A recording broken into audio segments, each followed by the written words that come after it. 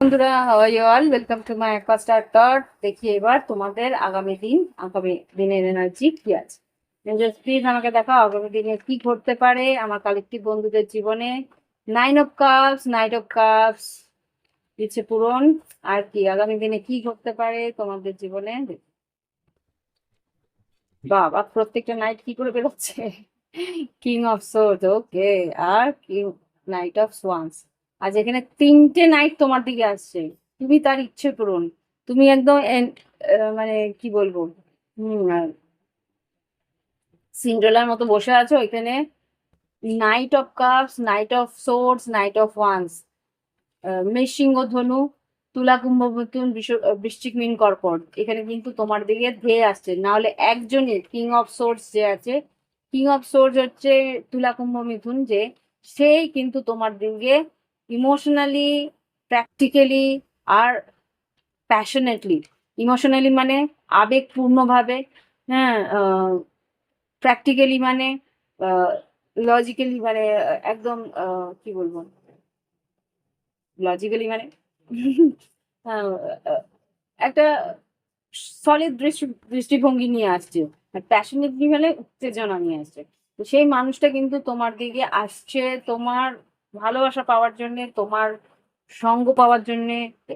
বা এখানে কিন্তু কম্পিটিশনও আছে, খুব সম্ভবত কম্পিটিশন আছে। ফাইভ অফ ওয়ান্স, তোমার সৌন্দর্য, তোমার আকর্ষণ কিন্তু তাদেরকে তোমার দিকে ভীষণ ভাবে টানছে। ওকে। তো এই এরা তিনজনে হতে পারে বা একজন হতে পারে, এটা এক একজনের লাইফে এক এক রকম হবে। খুব সম্ভবত তোমার কাছে সে আসছে একটা কোনো প্রপোজাল নিয়ে, যে কি হতে পারে আগামী দিনে। নাইন অফ পেন্টিকেলস এটা।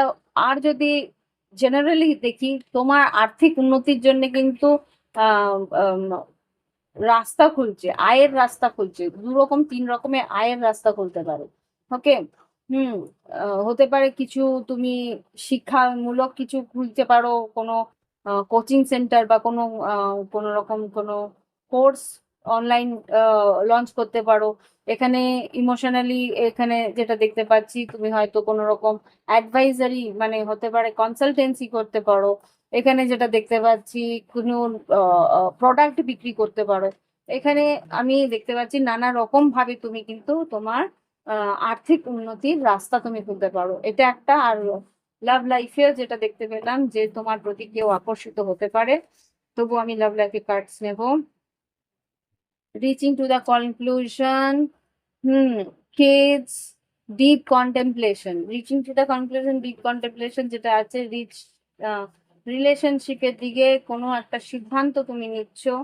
সিদ্ধান্ত যাতে তোমার, যদি সন্তান থেকে থাকে তারাও যাতে ঠিকঠাক ভাবে বড় হয়, বা তোমার পার্টনারের যদি ইম্যাচুরিটি থাকে সেইটাও ভাবনা চিন্তা করে তুমি একটা সিদ্ধান্তে যাচ্ছ, যাতে মিরর সেলফ, সেই তোমার পার্টনারও যাতে বুঝতে পারে যে তুমি কি করতে চাইছো বা সম্পর্কটার মধ্যে কিভাবে তুমি এগোনোর চেষ্টা করছো।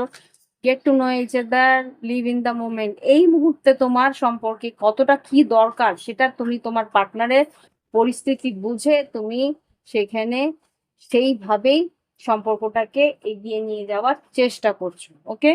আর দেখবো কি অ্যাডভাইস দিচ্ছি। ও বাবা, পালিয়ে যাচ্ছে একেবারে। You out. Patience is the key. ধৈর্য ধরে তুমি, তোমাকে ধৈর্য ধরতে বলছে। পেশেন্স ইজ দ্য কি বলেছে, ধৈর্য তোমাকে ধরতে বলেছে।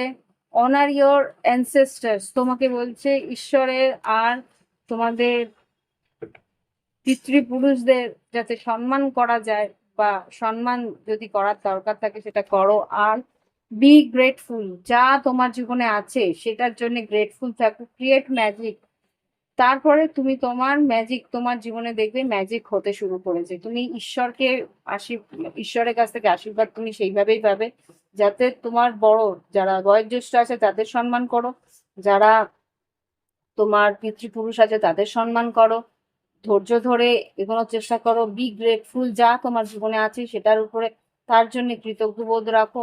আর নিজের লাইফে প্রয়োজনীয় কাজগুলো করো, maintain, fine magic in the maintain. যা গতানুগতিক রিলেশনশিপ আছে বা যা গতানুগতিক কর্ম প্রণালী আছে তোমার জীবনে, সেইগুলোর মধ্যে থেকে একটা ম্যাজিক, সেটাকে নতুন করে করার চেষ্টা করো, নতুন ভাবে করার চেষ্টা করো। তাহলেই কিন্তু তুমি বুঝতে পারবে তোমার জীবনে আনন্দ তুমি পেয়ে যাবে। ওকে, তো এই হচ্ছে কি রিডিং। ভালো লাগলে অবশ্যই লাইক দিও, কমেন্ট করো, সঙ্গে থেকো। Thank you for watching my video. Bye by.